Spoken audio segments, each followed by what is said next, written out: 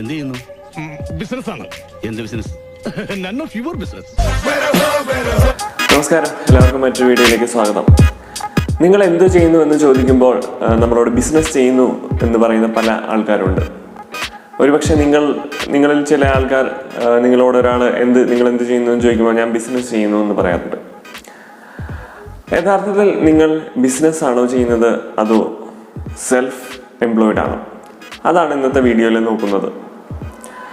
ഒരു retail shop ഉടമ അല്ലെങ്കിൽ ഒരു ബേക്കറി അല്ലെങ്കിൽ അതുപോലെ സ്വന്തമായി ഒരു സ്ഥാപനം നടത്തുന്ന ഒരാൾ, അദ്ദേഹം ശരിക്കും ബിസിനസ്സുകാരനാണോ അതോ ഒരു സെൽഫ് എംപ്ലോയിഡ് ആയിട്ടുള്ള ആളാണോ?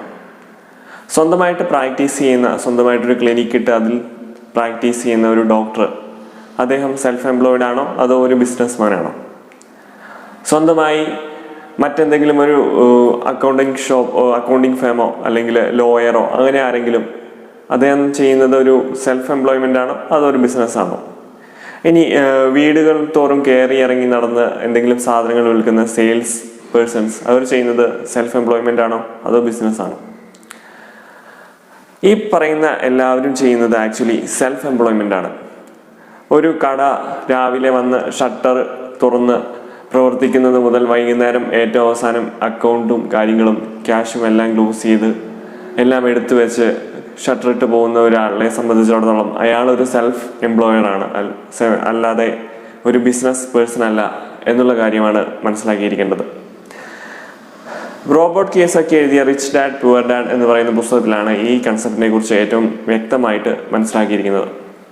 അദ്ദേഹം അതിനകത്ത് പറയുന്നതനുസരിച്ച് ആൾക്കാരെ 4 ആയിട്ട് നമുക്ക് തരംതിരിക്കാം.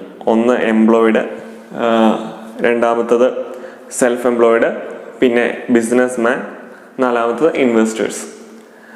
ഈ പറയുന്ന കാറ്റഗറിയിൽ ഒരു ക്വാഡ്രൻ്റ് ആയിട്ടാണ് അദ്ദേഹം അത് അവതരിപ്പിച്ചിരിക്കുന്നത്. അതിൽ ലെഫ്റ്റ് സൈഡിലുള്ളവർ ഫിനാൻഷ്യൽ ഫ്രീഡം ലഭിക്കാത്തവരും എന്നാൽ റൈറ്റ് സൈഡിലുള്ളവർ ഫിനാൻഷ്യൽ ഫ്രീഡം ലഭിക്കുന്നവരുമാണ്.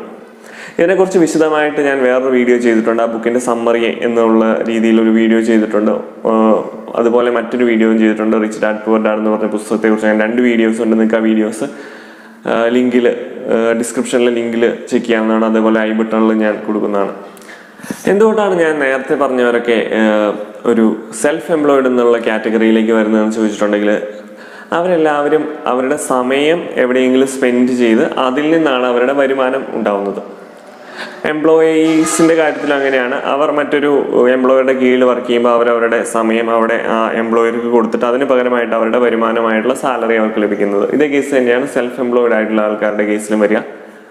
അവരും അവരുടെ സമയം സ്പെൻഡ് ചെയ്യുന്നു, അതിന് പകരമായിട്ട് അവരുടെ വരുമാനം വരുന്നു. ലോകത്തിലെ ഏറ്റവും കൂടുതൽ ആൾക്കാരുള്ളതെന്ന് പറയുന്നത് സെൽഫ് എംപ്ലോയിഡ് കാറ്റഗറിയിലാണ്.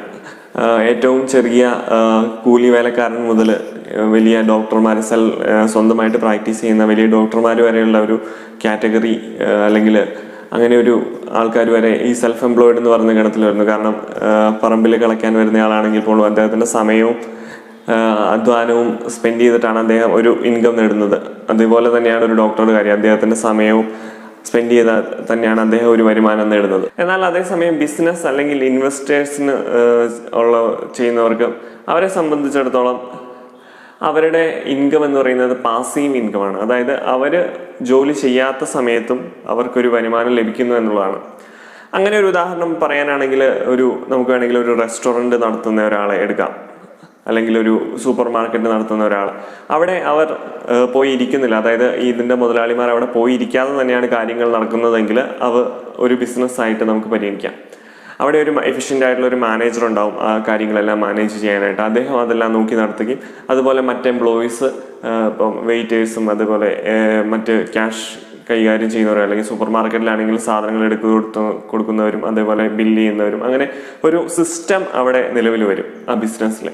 ആ സിസ്റ്റം നിലവിൽ വന്നിട്ടുണ്ടെങ്കിൽ പിന്നെ അവിടെ നിന്നും ഒരു പ്രോഫിറ്റ് ഓട്ടോമാറ്റിക്കലായിട്ട് ജനറേറ്റ് ആവുകയും ഇവിടെ ഇതിൻ്റെ ഓണേഴ്സ് അല്ലെങ്കിൽ മുതലാളിമാരെന്ന് പറയുന്നവർക്ക് പോയി ജസ്റ്റ് പ്രോഫിറ്റ് എടുക്കാൻ വേണ്ടി മാത്രമായിട്ട് അവിടേക്ക് പോയാൽ മതി. അല്ലെങ്കിൽ ഒരു ആക്റ്റീവായിട്ടുള്ള ഒരു ഇൻവോൾവ്മെൻറ്റ് അവിടെ ഉണ്ടാവുന്നില്ല. ജസ്റ്റ് പാസീവായിട്ട് അതിൽ ശ്രദ്ധിച്ചാൽ മതി. അതുപോലെ ഇടയ്ക്ക് എന്തെങ്കിലും കാര്യങ്ങൾക്കൊക്കെ മാത്രം പോവുകയും ബാക്കി സമയം അവർക്ക് ഫ്രീഡം ലഭിക്കുകയും ചെയ്യുന്നതാണ്. ഇവിടെ അവർക്കൊരു ഫിനാൻഷ്യൽ ഫ്രീഡമാണ് ലഭിക്കുന്നത്. അതായത് യാതൊന്നും ആക്റ്റീവായിട്ട് ചെയ്യാതെ തന്നെ അവരിലേക്ക് ആ ഒരു ബിസിനസ്സിൽ നിന്ന് പണം വരുന്നു. ഇൻവെസ്റ്റേഴ്സിൻ്റെ കാര്യം അങ്ങനെ തന്നെയാണ്. അവിടെ അവർ പണം എവിടെയെങ്കിലും നിക്ഷേപിക്കുന്നു, ഉദാഹരണത്തിന് സ്റ്റോക്കുകൾ അല്ലെങ്കിൽ അങ്ങനെയുള്ള കാര്യങ്ങൾ നിക്ഷേപിക്കും. അവിടെ ഡിവിഡൻ്റ് ആയിട്ടും അതേപോലെ ക്യാപിറ്റൽ ഗെയിൻ ആയിട്ടും അവരുടെ കയ്യിലേക്ക് പണം എത്തുന്നു. അപ്പം ഇതാണ്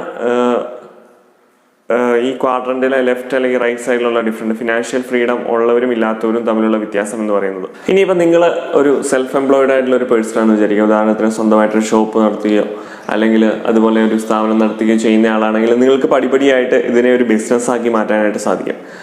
അതായത് നിങ്ങൾക്ക് നിങ്ങളുടെ ഷോപ്പാണെങ്കിൽ അതിനെ ഒരു സ്റ്റാഫിനെ നിർത്തി മാനേജ് ചെയ്യുന്ന രീതിയിലേക്കൊക്കെ ആക്കി കഴിഞ്ഞാൽ നിങ്ങൾക്ക് ഫ്രീ ആയിട്ട് നിങ്ങളുടെ ടൈം സ്പെൻഡ് ചെയ്യാൻ സാധിക്കും. അതേസമയം അതിൽ നിന്ന് വരുന്ന ഒരു ചെറിയ എമൗണ്ട് ഇൻകമായിട്ട് അല്ലെങ്കിൽ പ്രോഫിറ്റായിട്ട് നേടാനായിട്ട് സാധിക്കും. ഇങ്ങനെ നിങ്ങളുടെ ബിസിനസ്സിൽ നിങ്ങൾക്ക് ക്രിയാത്മകമായിട്ടുള്ള രീതിയിൽ മാറ്റം വരുത്തിക്കൊണ്ട് നിങ്ങളുടെ സെൽഫ് എംപ്ലോയ്മെന്റ് എന്നുള്ളത് ബിസിനസ് ആക്കി ഉയർത്താനായിട്ട് സാധിക്കും. അങ്ങനെ ചെയ്യുന്നവർക്കാണ് കൂടുതൽ ഫിനാൻഷ്യൽ ഫ്രീഡവും അതേപോലെ സാമ്പത്തിക സ്വാതന്ത്ര്യമൊക്കെ ലഭിക്കുന്നത്. സോ ഫ്രണ്ട്സ്, ഞാനിവിടെ പറഞ്ഞ ഐഡിയ നിങ്ങൾക്ക് മനസ്സിലായി എന്ന് വിചാരിക്കുന്നതും ജസ്റ്റ് സെൽഫ് എംപ്ലോയിഡ് എന്താണ്, ബിസിനസ് എന്താണെന്നുള്ളതിൻ്റെ വ്യത്യാസം നമ്മൾ കൃത്യമായിട്ട് മനസ്സിലാക്കിയിരിക്കണം.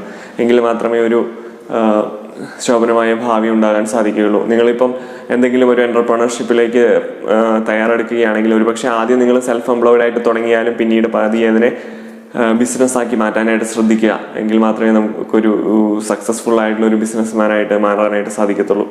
So all the very best. Thank you.